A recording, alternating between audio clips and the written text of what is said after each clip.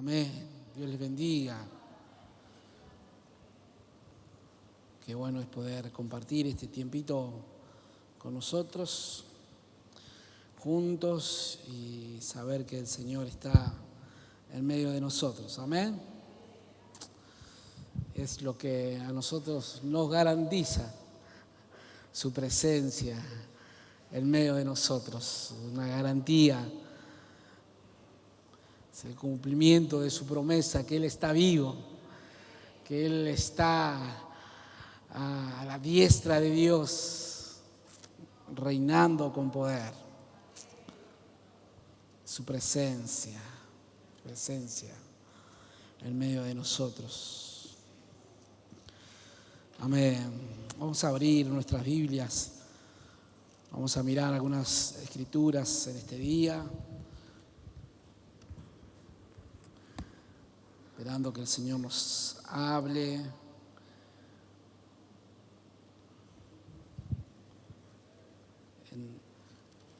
En Juan,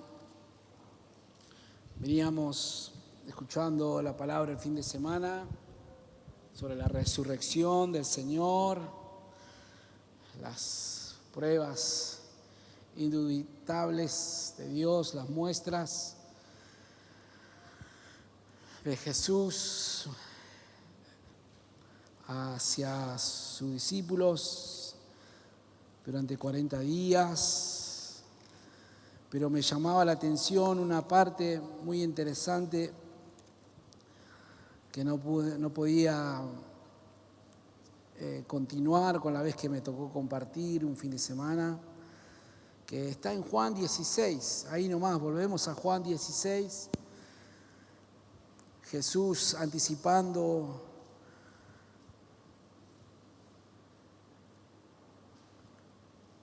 su muerte,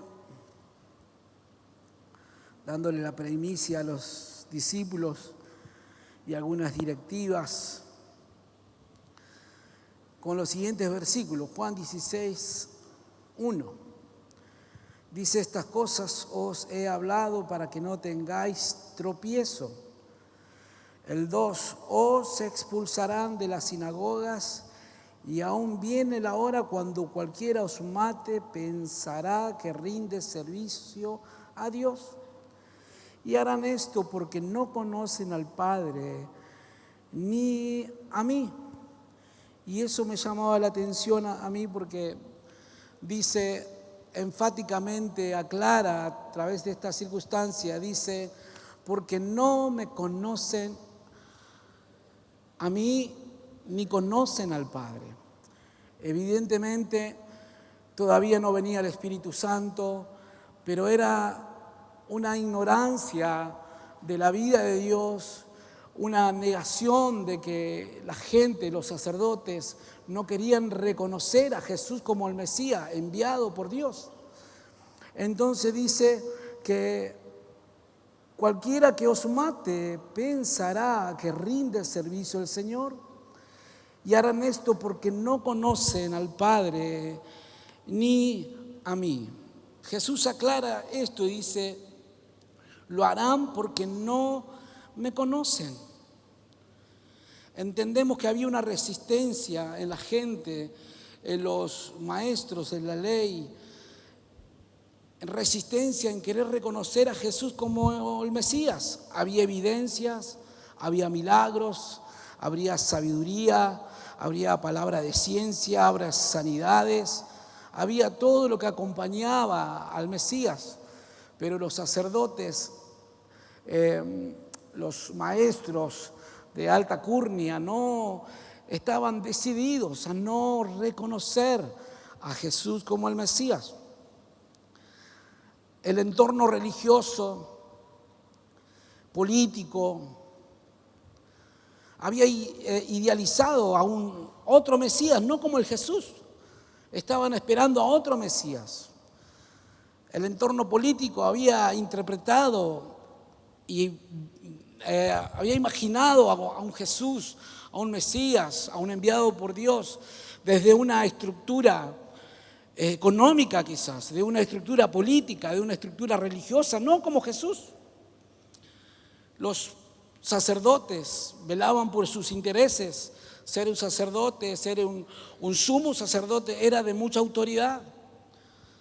Entonces había mucho en juego para reconocer, porque el enfrentarse con el reino de Dios, con la verdad de Dios, con la palabra expuesta de Jesús, había mucho en juego que tenían que dejarlos el sumo sacerdote y no estaban dispuestos a dejar todos esos beneficios que tenían. Por eso en Hechos 1, seguimos adelante como habíamos mirado también, vemos el cumplimiento de la promesa del Señor. En su discurso que dice que recibiremos poder cuando haya venido sobre vosotros el Espíritu Santo y seréis testigos en Jerusalén, en Judea, en Samaria y hasta lo último de la tierra. Después de esa promesa, cuando los discípulos lo ven ascender, de ahí empieza el cumplimiento, unos textos más adelante, el cumplimiento de la promesa del derramamiento del Espíritu Santo. Y después del derramamiento del Espíritu Santo viene la persecución a la iglesia primitiva. Los discípulos empiezan a ser perseguidos, empiezan a ser encarcelados por Saulo, ¿no es cierto? Empiezan a encerrarlos y llevarlos delante del concilio y a dar explicaciones. Se resistían todavía a la sabiduría que los discípulos obtenían por medio de la llenura del Espíritu Santo. Y se empieza a cumplir la palabra. La persecución. En el medio de eso aparece el asesinato de Esteban. Esteban enfrentado al concilio, llevado delante de las autoridades, cuestionado de dónde, tendiéndole trampa, engañando, mintiendo para poder apresarlo, ¿verdad? Que ya vamos a volver ahí. Todo eso pasa en el capítulo 1, 2 y 3. Pero vamos al capítulo 8, Hechos 8, un poquito más.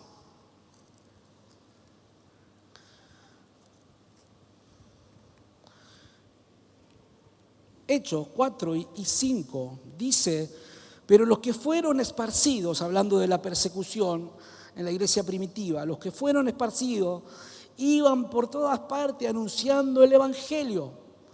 Pero los que fueron esparcidos iban por todas partes anunciando el evangelio. Entonces Felipe descendió a la ciudad de Samaria, les predicaba a Cristo. Y acá vemos otra vez el cumplimiento de lo que decía Jesús. Y me seréis testigos en Jerusalén, en Judea y en Samaria. Prontamente la palabra dicha por Jesús se da cumplimiento en medio de la persecución. En medio de la gente que estaba siendo apresada, que estaba siendo metida a preso, castigada. El cumplimiento de la palabra. Felipe se le ocurre bajar a Samaria. Y más adelante empieza Felipe a hablar del Evangelio, empieza a hablar de Dios, de Jesucristo. Y dice el versículo 6, la gente unánime escuchaba atentamente las cosas que decía Felipe, oyendo y viendo las señales que hacía. Porque de muchos que tienen espíritus inmundos salían estos dando grandes voces y muchos paralíticos y cojos eran sanados, así que había gran gozo en aquella ciudad. Felipe llevando el evangelio a Samaria. Felipe llevando las buenas noticias a Samaria, pero ahora de una manera más formal, con maravillas, con prodigios y mucha gente siendo entregada a Jesucristo. ¿Cómo nosotros entendemos el mensaje a Samaria? Si Samaria era contrario a Jesucristo. Pero una de las primeras veces que Samaria recibió el evangelio fue a través de la mujer samaritana. Creo que bíblicamente se figura una sola vez que Jesús habló con la mujer samaritana y a través de ese testimonio muchos samaritanos se entregaron a Cristo. Solamente el testimonio. Jesús no podía entrar, pero ese encuentro con Jesús, la mujer samaritana habló a las personas y muchos creyeron en Jesucristo. Desde ahí en adelante la gente escuchó de Jesús solamente por ese testimonio. La gente que creyó escuchó a la mujer samaritana. Y muchos creían y pasó el tiempo y pasaron los años y la gente entendía, quizás a su manera, a Jesús. Tenía esa convicción en su corazón, creía en Jesús a una manera como la expuso la mujer samaritana. ¿La habrá expuesto bien, mal? No lo sabemos, pero la gente creía en Jesús, recibía a Jesús. Y hasta la segunda oportunidad, que esta vez Felipe, esta es la segunda oportunidad que vemos en la Biblia, que un discípulo de Jesús entra a Samaria por medio de Felipe a predicar el Evangelio, pero se encuentra con esto, dice el versículo 9. Había un hombre llamado Simón que antes ejercía la magia en aquella ciudad y había engañado a la gente de Samaria, haciéndose pasar por algún grande. A este oían atentamente todos, desde el más pequeño hasta el más grande, diciendo: este es el gran poder de Dios. Y estaban atentos porque sus artes mágicas les habían engañado mucho tiempo. Como decía, la gente de Samaria entendió a Cristo de una manera. En esta oportunidad vemos a este bendito hermano Simón que estaba mal usando el nombre de Cristo. La fama de Jesús se divulgaba, la fama de que murió y resucitó se extendía por toda la tierra, por todas las regiones. Y en esta oportunidad este samaritano usaba mal el nombre de Jesús, porque usaba magia y anunciaba: este es el poder de Dios, y engañaba a la gente, hasta que otra vez Felipe encuentra cabida con el Evangelio. Vemos, pero cuando creyeron a Felipe, dice, que anunciaba el Evangelio del reino de Dios y el nombre de Jesucristo, se bautizaban hombres y mujeres. El 13, también creyó Simón mismo, y habiéndose bautizado estaba siempre con Felipe y viendo las señales y grandes milagros que hacía, estaba atónito. Simón, ya le dijimos, engañando a las personas, haciéndose pasar por el poder de Dios. Y una vez encontrándose con Felipe, descubrió que había algo más que Dios quería hacer en las vidas de las personas. Simón encuadró su conocimiento de Dios, su poco conocimiento de Dios, a una manera errónea. Porque todavía no había una persona que llena del Espíritu Santo como Felipe pudiera hablar del Evangelio. Pero esta persona que conocía el Evangelio encuadró su conocimiento de Dios a su manera. Y a su manera caminó según el conocimiento de Dios. Y por mucho tiempo, porque dice que había hombres y mujeres le escuchaban atentos todo el tiempo, por mucho tiempo ejercía la magia haciéndose pasar.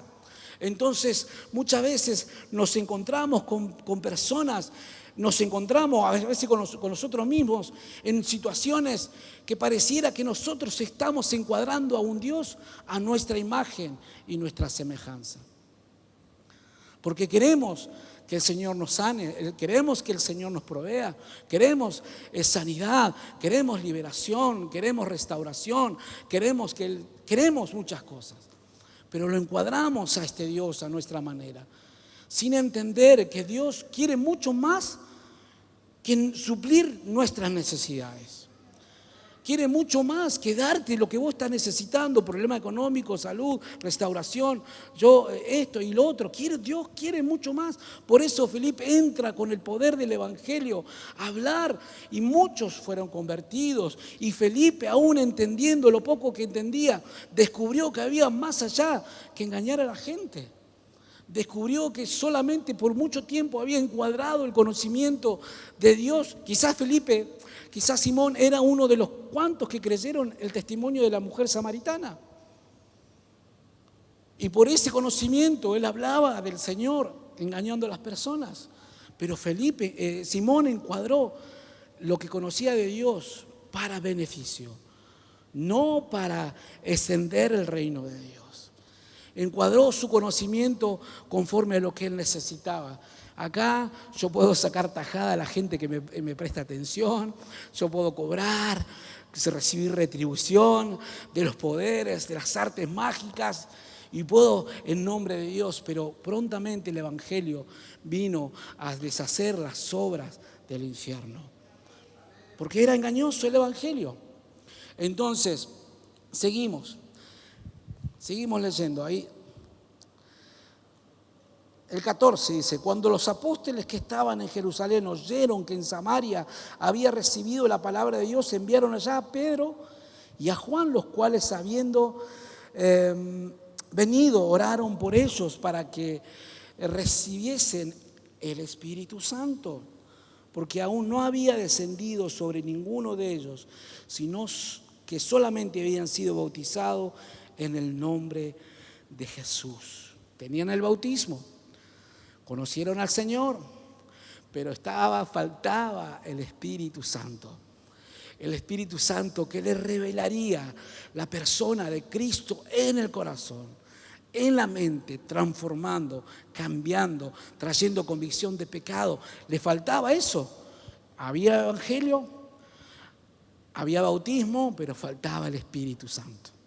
Amén. Seguimos leyendo, a ver. Habíamos quedado el 17. Entonces le imponían las manos y recibían el Espíritu Santo. Cuando vio Simón que por la imposición de las manos de los apóstoles se daba el Espíritu Santo, les ofreció dinero diciendo: dame también a mí este poder, para que cualquiera a quien yo impusiese las manos reciba el Espíritu Santo. Otra vez había algo en su corazón, en su mente, en la estructura. Había diseñado Simón a Jesús, al poder del Espíritu Santo, conforme a sus necesidades, no conforme a lo que Dios quería realmente: extender el reino de los cielos a toda la tierra. Otra vez mostrando, aunque recibió el Evangelio, aunque se bautizó, otra vez fluía dentro de ese corazón errado, con esa mente errada, otra vez erróneamente, pero prontamente después le dice, los apóstoles los condenan, los reprenden, pero él pide misericordia o intercede ante el Padre para que esto no suceda. Pero bueno, recibió la revelación, recibió el perdón, recibió el Espíritu Santo, recibió otra vez. Pero vio cómo nosotros a veces, me pongo en primer lugar, a veces con nuestro poco o mucho conocimiento de Dios, a veces nuestra carne empieza a encuadrar a este Dios soberano, Rey de Reyes, a nuestras necesidades. Como necesitamos nosotros al Espíritu Santo para que nos revele a Cristo. Necesitamos al Espíritu Santo para ser transformados. Necesitamos para que nosotros nos revele cuál es el plan del Señor para nosotros. Amén. Yo lo necesito. No quiero saber, a ver, Señor, yo te encuadré a mis planes. ¿Por cuánto tiempo yo te encuadré, Señor, a mis propósitos, a mis ambiciones? Y nunca me dispuse, Señor, a decirte: Señor, ¿qué quieres de mí? ¿Qué quieres realmente? Pero ya está, pero quiero alcanzar esto, quiero tener lo otro, quiero esto, quiero el otro. Y entonces empiezo a encuadrar al Señor a gusto y a piacere mío. Porque como dice el pastor a veces tenemos a Dios como el chico de los mandados. Queremos que nos hagan todo y supla toda nuestra necesidad sin nada a cambio. Miremos lo que dice 2 Corintios un poquito. 2 Corintios 4.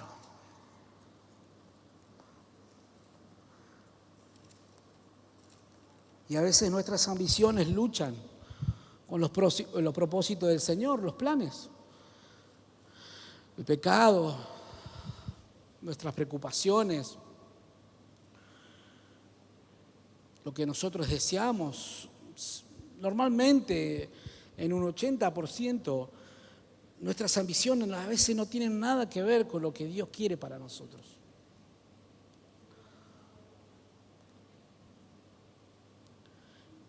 Y nos centramos en nosotros, nos centramos en lo que nosotros queremos, nos centramos en lo que yo quiero, me centro en lo que yo quiero para mi familia, me centro en lo que yo quiero para mi matrimonio, sin pensar que Dios es soberano, que Dios reina, ¿no es cierto? Que Dios gobierna.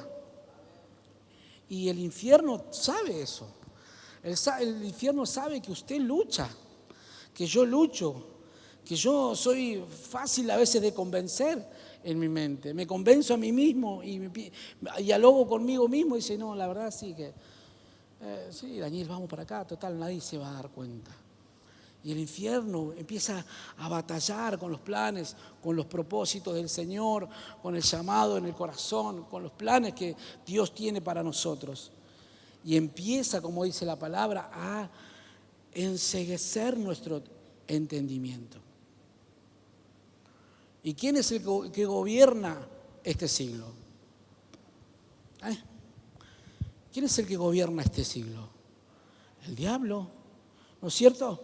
Por eso dice 2 Corintios 4, del 3 al 6, dice: pero si nuestro evangelio está encubierto entre los que se pierden, está encubierto, en los cuales el Dios de este siglo cegó el entendimiento de los incrédulos para que no le resplandezca la luz del evangelio de la gloria de Cristo, el cual es la imagen de Dios. Seguimos, porque no nos predicamos a nosotros mismos, sino a Jesucristo como Señor y a nosotros como vuestros siervos por amor de Jesús. Amén. El enemigo lucha para que nosotros nos independicemos del Señor, nos independicemos de su presencia, nos independicemos de su palabra, nos independicemos del consejo, nos independicemos de la congregación, nos independicemos de todo lo que tenga que ver con Jesús. Y nuestro corazón se inclina. Nos faltan los problemas, nos faltan las circunstancias que nos provocan a veces, sí, la verdad que en medio de esto yo no puedo seguir así, entonces dejo la iglesia, dejo la congregación, dejo esto, dejo el otro, dejo esto, y entonces el diablo empieza a tomar lugar en nuestro corazón, empezamos a darle lugar, entrada en un pensamiento, entrada en una emoción, para que el diablo tome control. Pero sin pensar que hay un Dios de este siglo que enceguece nuestro entendimiento. Entonces cada vez que nosotros nos alejamos y de vez en cuando venimos a la iglesia y recibimos la palabra, sí, está bien, yo recibo la palabra, pero yo estoy así que está bien, que lo tome el que esté pasando por esta circunstancia. Esta palabra no es para mí. Y encuentro una palabra en YouTube que me alimente el ego, que me acaricie mi herida y dice, amén, qué palabra del pastor Jiménez. Qué palabra de Dante Gebel, esta palabra que yo necesitaba, pero nos hablan de la resurrección, de la obra poderosa, transformadora de Cristo. Y dice, no, esta palabra es para alguien más, no es para mí. Que el Señor nos ayude. Entonces, las endijas en nuestro corazón, las entradas en nuestra mente empiezan a enceguecer nuestro entendimiento. El Dios de este siglo empieza a bloquear nuestro entendimiento y no permite que la palabra encuentre cabida en lo profundo de mi corazón. Lo digo por experiencia propia. Por experiencia propia. ¿Cuántas oportunidades de decirle al Señor, pastor, ¿puedo hacer esto? No. Pastor, ¿puedo hacer esto? No. Pastor, no. Entonces yo venía acá. No. Sí. Y uno marucado, ¿no? Soberbio, orgulloso, no dejando que la palabra que nos guía a toda verdad, nos enseña toda la verdad, no encuentre cabida. Rechazamos la verdad, Rechazamos el mover del Espíritu Santo, rechazamos, ignoramos la posibilidad que usted y yo tenemos del mover de su presencia para que nuestra circunstancia gire por completo en un segundo. Como lo hizo el Evangelio con Felipe. A Simón predicó el Evangelio y muchos fueron convertidos. Se convirtió, recibió a Cristo como su Salvador. El Dios de este siglo trabaja incansablemente para que usted y yo nos volvamos autosuficientes, religiosos, sin necesidad de la luz de Cristo, sin necesidad del mover del Espíritu Santo, sin necesidad de la comunidad de fe, sin necesidad de estudiar la palabra, sin necesidad de pedir consejo, sin necesidad de recibir dirección, sin necesidad de nada.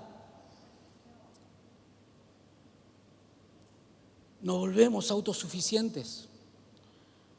Se lo digo por experiencia propia, no hablando particular de nadie. Me miro a mí mismo y digo, yo era esto, o yo estaba caminando sobre esto. Hasta que dije, Señor, no puedo seguir así. Dame la salida a esta circunstancia, porque yo necesito la salida. Yo necesito esto, necesito el otro, Señor, pero no quiero hacerlo si tú no estás. Pero claro, tenía que volverme al Señor, tenía que volverme humillado, tenía que pedir perdón, tenía que arrepentirme. Claro, es un trabajo. Humillarse, arrepentirse, pedir perdón.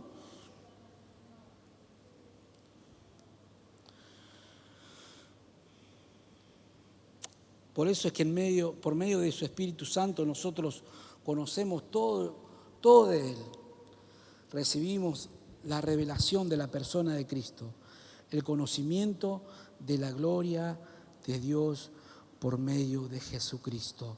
Por eso, 2 Corintios 4:6 continúa diciendo, porque Dios que mandó que de las tinieblas resplandeciese la luz, es el que resplandeció en vuestros corazones para iluminación del conocimiento de la gloria de Dios en la faz de Jesucristo. Pero Dios que mandó que resplandeciese la luz en nuestros corazones, hermanos. El Dios de este siglo, Satanás, el chanclas, la parca, como alguien dice por ahí, eso quiere bloquear nuestra mente y cerrar nuestro corazón para que no resplandezca la luz de Cristo en nuestros corazones.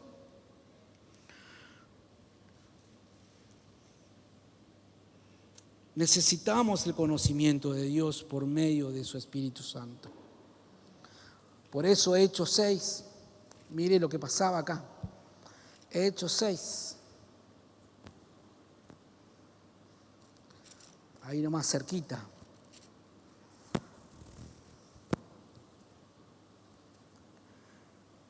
Del 13 al 15. La vida de Esteban.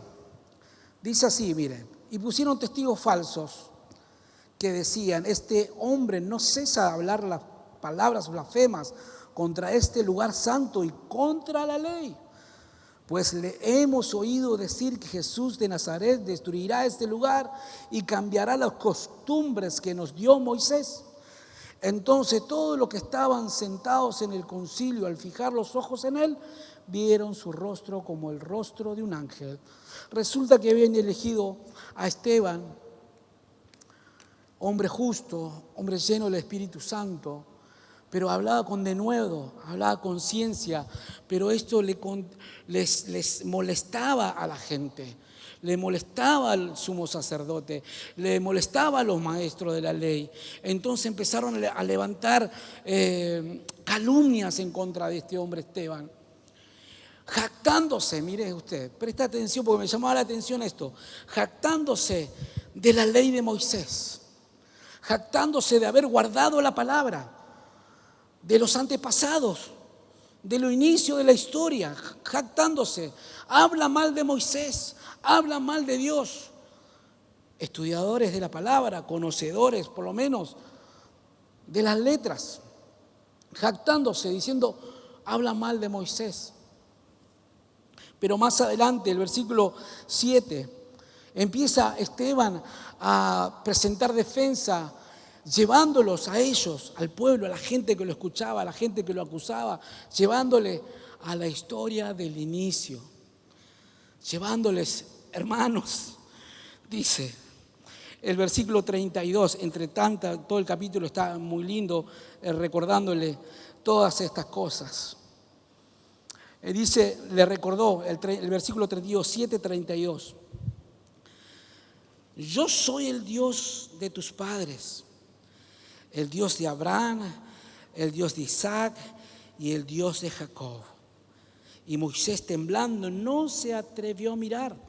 Es un párrafo que tomamos de lo que dijo Esteban, del relato, haciéndoles recordar a estos maestros de la ley que se jactaban de Moisés, se jactaban de ver guardar los estatutos de Moisés, que había que respetarlos de pe a pa. Él mismo les recuerda, hermanos, este Dios que yo predico, este Dios que yo estoy mostrando, este evangelio que ustedes me están escuchando anunciar con mis labios, es el Dios, el mismo Dios del principio, el mismo Dios que liberó al pueblo de Israel. Por eso dice, yo soy el Dios de Abraham, yo soy el Dios de Isaac y soy el Dios de Jacob.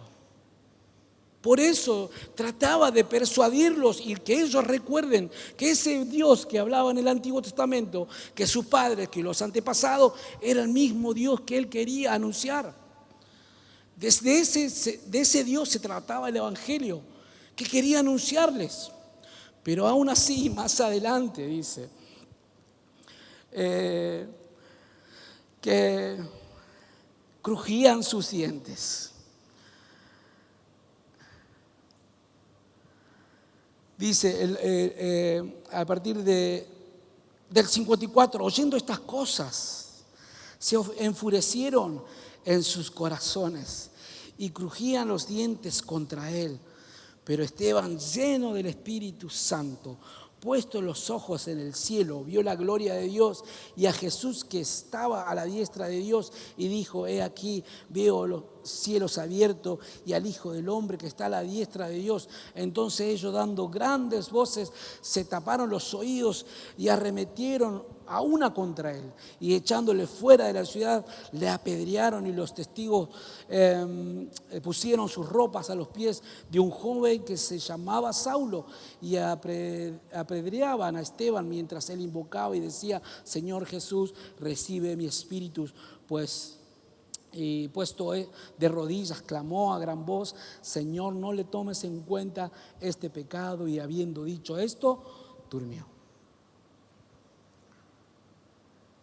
Esteban trató de persuadirlos, llevándolos a esta ley que ellos amaban, a esta ley que ellos respetaban. Pero aún así, el Dios de este siglo, aún así, conociendo ellos la palabra, aún así entendiendo y respetando de pe a pa las leyes que han mantenido su lugar, su puesto, respetando todo eso, aún así el Dios de este siglo les cegó el entendimiento. Entonces nosotros, aquí quiero llegar con todo esto, que a veces yo me encuentro, Señor, yo necesito no adaptarte a mí. Yo necesito, porque parece que yo te estoy adaptando a mis necesidades, a lo que yo quiero, a lo que yo ambiciono. Señor, yo quiero descubrir qué es lo que tú quieres para mí. Yo quiero descubrir cuáles son tus planes, cuáles son tus propósitos, Señor. Yo no quiero adaptarte a lo que yo quiero, a lo que yo estoy anhelando. Quiero adaptarme a tus planes. Por eso más adelante el apóstol Pablo manifiesta y dice, ya no vivo yo, mas Cristo vive en mí. Había una convicción en su corazón y en su mente, entendiendo que los planes del Señor, y nosotros lo sabemos de memoria, son más altos que los nuestros. Y lo decimos, no, porque el Señor tiene pensamientos más altos que nosotros. Sus pensamientos no son como los nuestros y caminamos. Pero aún sabiendo que los pensamientos no son como los nuestros, aún así caminamos conforme a nuestros pensamientos. Aún así caminamos sin la dirección del Señor. Aún así decidimos sin la dirección del Señor. Por eso yo me miraba en estos días y estaba trabajando en esto que estaba hablando, de decir, Señor, yo necesito de ti. Porque parece que yo te estoy adaptando a mis planes. Yo te estoy acomodando a este Dios de este siglo. Yo estoy tratando de traerte para el lado de mi cancha. Y estoy forzando, impidiéndote que tú me lleves a tus mejores planes. Al texto de memoria que a veces me sale, no, pero tus pensamientos son más altos que mis pensamientos. Pero aún así yo los llevo siempre para mi lado. Siempre lo estoy trayendo para mi lado. Siempre lo estoy trayendo para mi lado. Lo mucho o poco que nosotros conocemos del Señor nos tiene que llevar, me tiene que llevar a mí a anhelar más del Señor. No todo comienza y termina en todo lo que Dios nos puede proveer. Sanidad, recursos, propiedades, bienes, salud. No todo termina ahí. En Efesios 3, miremos, ya vamos terminando. Efesios 3.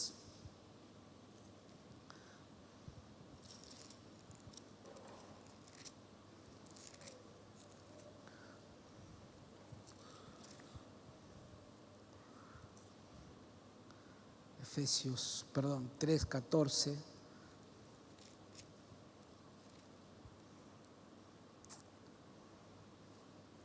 Por esta causa doblo mis rodillas ante el Padre de nuestro Señor Jesucristo, de quien toma nombre de toda familia en los cielos y en la tierra, para que os dé, conforme a las riquezas de su gloria, el ser fortalecidos con poder en el hombre interior por su Espíritu, para que habite Cristo por la fe en vuestros corazones, a fin de que arraigados y cimentados en amor, seáis plenamente capaces de comprender con todos los santos cuál sea la anchura, la longitud, la profundidad y la altura, y de conocer el amor de Cristo que excede todo conocimiento, para que seáis llenos de toda la plenitud de Dios. Y aquel que es poderoso para hacer todas las cosas mucho más abundante de lo que pedimos o entendemos, según el poder que actúa en nosotros. A Él sea la gloria en la iglesia, en Cristo Jesús, por todas las edades, por los siglos de los siglos. Amén. Para que usted y yo seamos capaces de comprender que no todo se termina en lo que tú quieres alcanzar, en lo que yo quiero alcanzar. No todo se termina en lo que estás alcanzando. No todo termina en el milagro que estás esperando.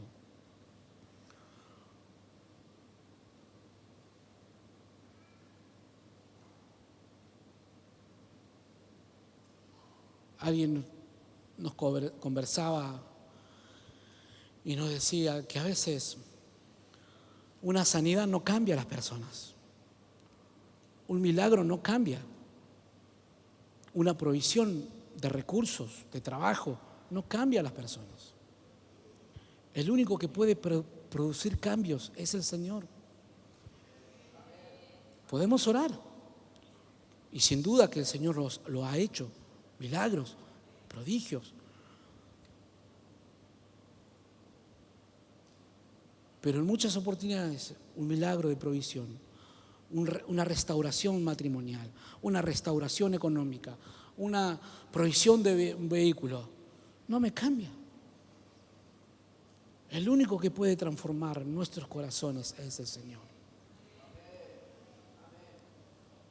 Yo estoy esperando una provisión del Señor, pero a la vez yo creo que le dije, Señor, si no, esto no va a engrandecer tu nombre Señor, no me lo des. Y evidentemente ya pasaron 3 meses y ya no, evidentemente ya como que uno tiende a bajar, ¿viste? Si bueno, esta oración ya la dejo descartar, toma otro lugar. Pero a veces nosotros, como decía al principio, traemos al Señor, lo acomodamos, empezamos a encontrar que el Señor puede venir solamente para nuestras necesidades, que el Espíritu Santo puede suplir solamente nuestra fortaleza cuando estamos débiles, nos puede consolar cuando estamos tristes, pero el Espíritu Santo está para revelarte a Cristo. El Espíritu Santo está para mí, para mostrarme a Cristo, para que yo conozca a Dios por medio de Jesucristo a través del Espíritu Santo. Aparte que Dios te va a dar otras cosas o nos puede suplir todas estas cosas, pero la función principal, como dice en los evangelios, es necesario que yo me vaya para que venga el Consolador, y el Consolador hará saber y guiará a toda verdad y hará entender todo lo que ha de venir. No en provisión.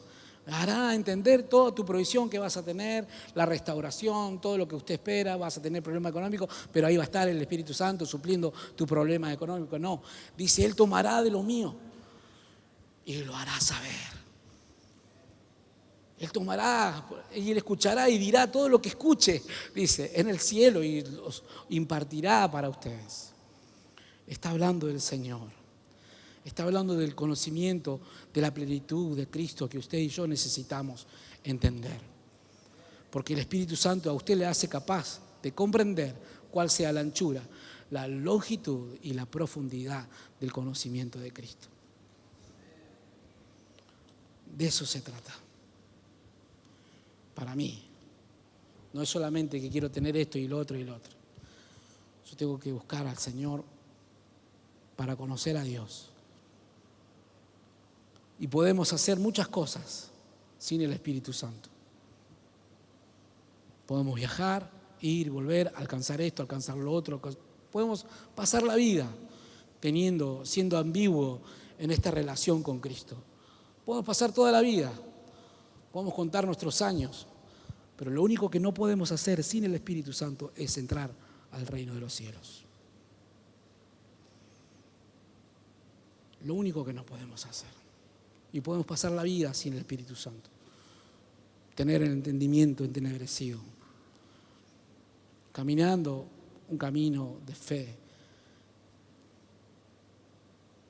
Pero con la mente cerrada, enceguecida, sin la luz de Cristo. Pero yo no quiero eso. Yo quiero que la luz de Cristo venga a mí. Yo necesito la luz de Cristo para ser esposo. Necesito la luz de Cristo para ser padre. Necesito la luz de Cristo para ser un hermano en la fe, una persona que un día mañana, no sé, usted me irá a necesitar, pero necesito tener a Cristo para ser de fortaleza para usted, para ser de ánimo, para ser una persona que sea motivador o restaurador o propulsador de restaurar a otras personas, de levantar, de fortalecer, de animar. Yo necesito a Cristo. Necesito a Cristo. Que el Señor nos ayude y me ayude a mí personalmente. No quiero seguir trayéndolo a Cristo a mi imagen y semejanza, según mis necesidades. Quiero conocer a Cristo para que Él me lleve a su propósito, a sus planes, a lo que Él quiera. Amén. Señor, tú eres fiel, tú puedes hacer una obra en mi corazón este día, yo te necesito, tú sabes que necesitamos cada momento que tu presencia nos transforme, nos cambie, Señor, a lo que tú quieres para nosotros. Hay un llamado, hay propósitos, hay planes para nosotros, Señor, hay planes que tú quieres volcar, quieres hacer una obra a través de nuestra vida, pero nosotros necesitamos, Señor, que tú nos enseñes cómo orar, cómo buscarte, Señor, cómo comprender, entender tus propósitos, tus planes, Señor. Queremos, Señor, que tú nos ayudes. Ayuda a nuestro corazón, ayuda a nuestra mente incrédula, nuestro corazón que se inclina a la duda, a los temores, Señor, que se inclina, Señor, a la independencia. Señor, ayúdanos, Señor, a depender cada día de ti, que el poder de tu palabra transforme, cambie, restaure nuestra mente, y para que podamos ser capaces de comprender, entender cuál es la profundidad, la anchura, la longitud de lo que tú quieres revelarnos. Señor, creemos en esta palabra, que cosa que ojo no vio, ni oído yo, ni ha subido a corazón de hombre, son las que tú tienes preparadas para los que te aman. Señor, ayúdanos a amarte. De verdad, ayúdanos a amarte, Señor. Ayúdanos a amarte, Señor. Queremos, Señor, las cosas que ojo no vio. Queremos escuchar lo que el oído no oyó. Pero necesitamos amarte por sobre todas las cosas. En el nombre de Jesús. Amén.